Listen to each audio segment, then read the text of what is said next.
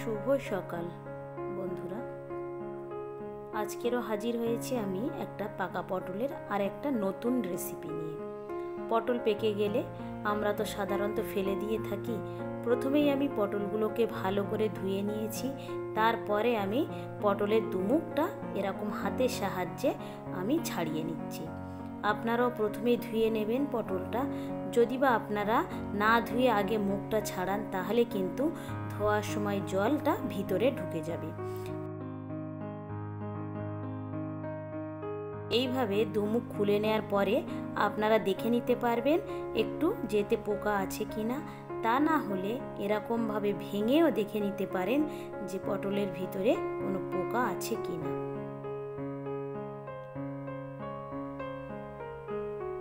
আমার পটলগুলো একেবারেই সব ভালো ছিল, কোনোটাই কোনো অসুবিধা ছিল না।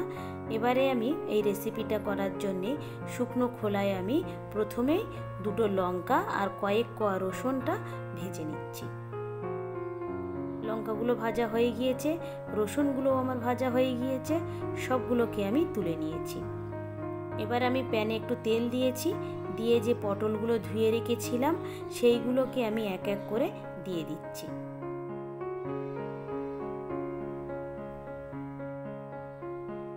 এটাকে ভাজার সময় আপনারা গ্যাসের ফ্লেমটা মিডিয়াম টু লোতে রেখে ধীরে ধীরে ভেজে নেবেন।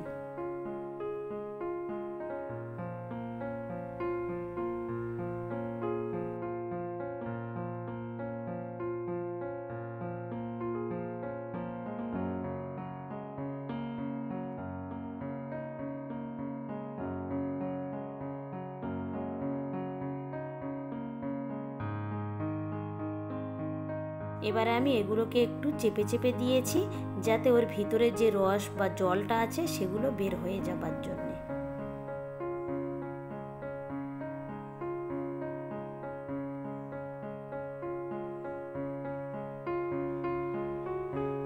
খুব সুন্দরভাবে ভাজাও হয়ে গিয়েছে। এবারে আমি এক এক করে সবগুলোকে তুলে নিচ্ছি।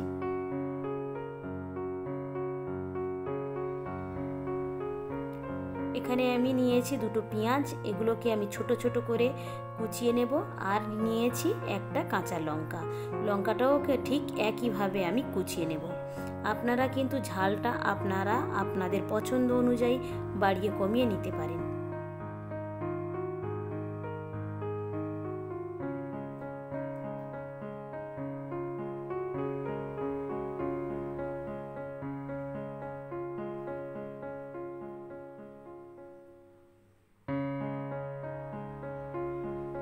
সবগুলো কোচানো হয়ে গিয়েছে।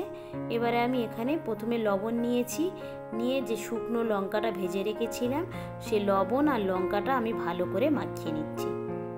আপনারা যখন রসুনটা ভাজা করবেন একেবারেই নরম করে ফেলবেন না, একটু শক্ত রাখবেন যাতে খাওয়ার সময় একটু মুখে পড়লে রসুনের গন্ধটা মুখে লাগে বা সুন্দর একটা স্মেল বের হয়।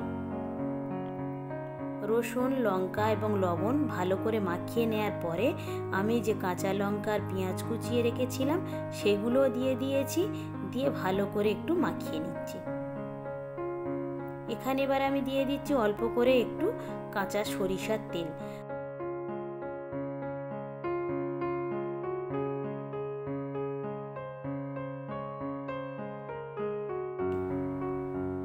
খুব সুন্দরভাবে মাখানো হয়ে যেতে এবারে আমি এক এক করে পটলগুলো মাখিয়ে নিচ্ছি। হয়তো অনেকে মনে করতে পারেন যে পটলের খোসা শক্ত, খাওয়া যাবে না। একবার এইভাবে করে দেখবেন, পটলের খোসা কোনো শক্ত থাকবে না, একেবারেই নরম হয়ে যাবে এবং খেতে খুব সুন্দর লাগবে। হালকা হালকা মিষ্টি মিষ্টি এবং ঝাল ঝাল এবং অসাধারণ লাগবে।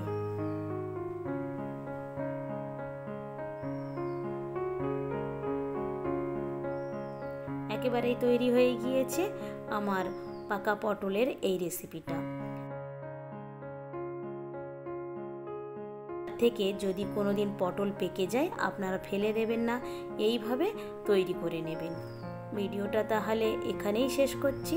ভালো থাকবেন, সুস্থ থাকবেন, আর ব্লগটি কেমন লাগলো অবশ্যই জানাবেন। ভালো লাগলে একটা সাবস্ক্রাইব করে দেবেন। দেখা হবে পরবর্তী ব্লগে।